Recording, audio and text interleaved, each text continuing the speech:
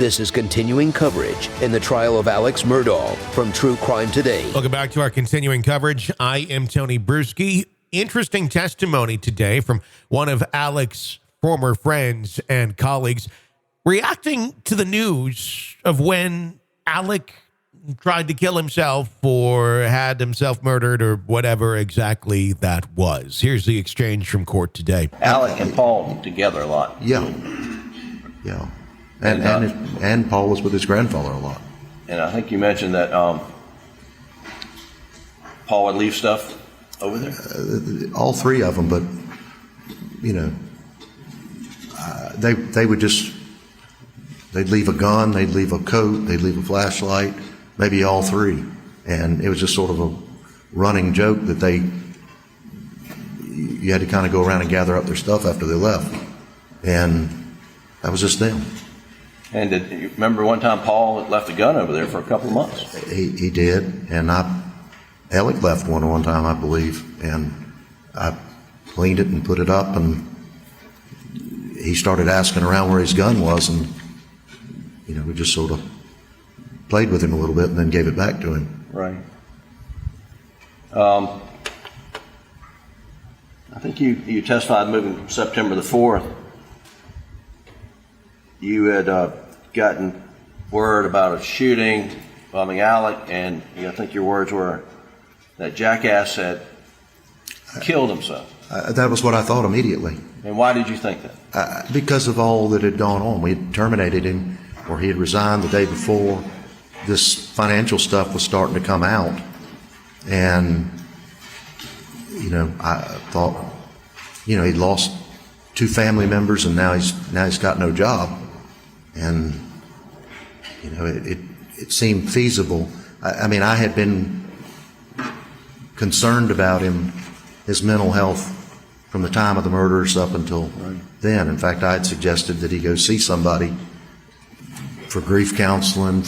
We were all grieving their loss, and it's one of those deals that you can tell when somebody's not hitting on all cylinders, and he obviously was. I would come by his office and he would be crying. Or I would ask him something. I remember him asking me one time when he was going through he had a stack of sympathy cards, and he said, should I send them all back a note? And I said, Alec, people don't send you sympathy cards to, get a note back from you. There's no way in the world you can do that. And he said he was terminated from the firm and you were concerned about perhaps what he might do, did you ever think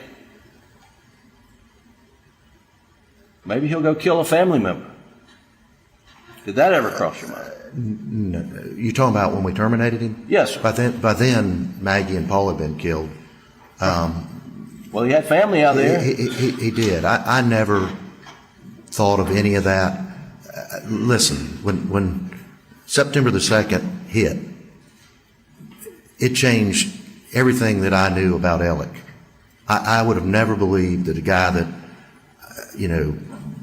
was like family would have ever stolen from me, would have stolen from his family, would have stolen from his clients, or any of that.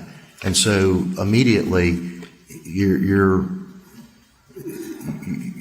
got this rage, this emotion that you've got, and then on the 3rd, we go through this whole ordeal of the termination, and then the 4th it hits, and you're like, did the jackass kill himself because of anything else? And then as time progressed on and you see the scope of it, I don't know the guy that after September the 3rd and leading out, I don't know who that guy is. That's not Alec that I knew, right, and Alec that I loved, and Alec that all of us loved. Did he have imperfections? You bet. Did he do things that aggravated the hell out of me? You bet. But you don't kick your brother out the door because, they snore at night or they've done things that aggravate you. You get past it.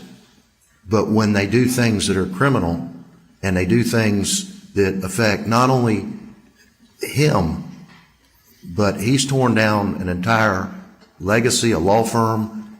I've spent 34 years, or 33 years, I guess, in this one place. It's the only law firm that I've ever worked at. I put everything in it. It's all my children have known, my family's known, and it's gone. We had to change the name. We've had to do all these things because of his acts on this financial stuff. And when it comes to that, I'm mad as hell. I mean, you just don't know how mad I am. But on the other hand, I'm not saying that because he did that, he's done what he's accused of. And so that's, that's sort of the bottom line of it. His actions he was doing that way back, but we never knew it. Sure. And when we found out about it, it makes you doubt everything, and it's just human nature. But I don't have one shred of anything.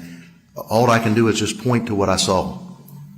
And you pointed to the roadside shooting and what you saw. You thought that jackass tried to kill himself. Absolutely, and I may not have said jackass, but it's about as and non-church logically as I want to to get. you, it made sense why he would want to kill himself in that moment. Sure. I mean, he lost, as far as I was concerned, he'd lost everything. He'd lost his job, and he'd lost, forget the job, forget the money, forget what's going to happen to him. He lost his wife and his child. And are you aware that he had $12 million of life insurance? I didn't know what he had. I assumed he had some life insurance, but no. I mean, I never had that conversation with him, and quite frankly, I'd have to see it to really believe it. Okay. Thank you. That's all the questions.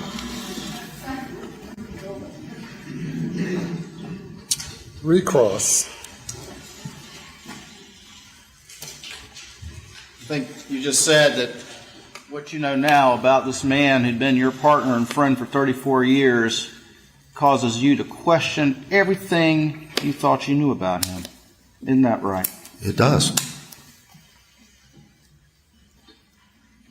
You were asked about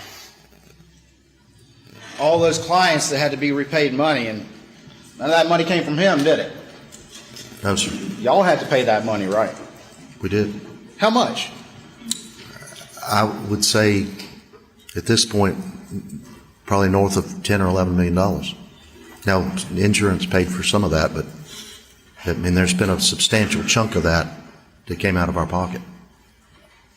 You were asked about Alec having some cases that were coming in, but you explained, though, that this is June, and that disbursement's not going to come to him until December. He's not going to be able to get that money until December, correct? Any of what he's entitled to, which isn't all of it, correct? Because it belongs to the firm. Right. Everything belongs to the firm until the end of the year when you meet, and then you divide up money and that's why he stole the Ferris fees in March, because he needed the money right then. I would assume so. I mean, the money was gone, and it was paid in 3 checks. You said that in the month after the murders, he wasn't really working on cases, but he sure managed to arrange to cover those Ferris fees to pay him back so that everyone would forget about it, didn't he? Or not all of it. He managed to do that, didn't he? Yeah, well, part of it. I mean, I think there was $192,000 that didn't. That he convinced Chris Wilson to cover for it. Convinced, or Chris had to cover it, one of the two.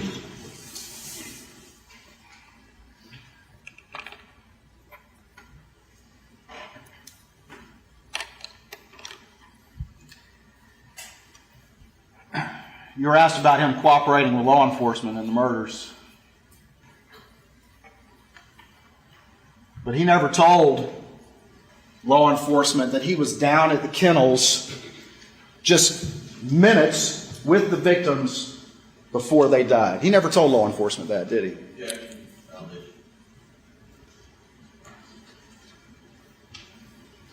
I think it's responsive to redirect, Your Honor. You can testify if you know. I don't know what he told law enforcement other than what's been out there in the public. Well, let me ask you this. He denied to you 3 times that he ever went to those kennels, did he not? He did. his buddy, his friend, and his law partner of 34 years told you 3 times, I was never there. That's correct. And you know now that's a lie. When I saw the video a month or so ago. Thank you, Mr. Ball. You may step down. Thank you. That's the latest that we have for you. Keep it here for the latest on this trial as it continues to unfold. We'll have all the details for you right here. I'm Tony Bruschi. Stay with us.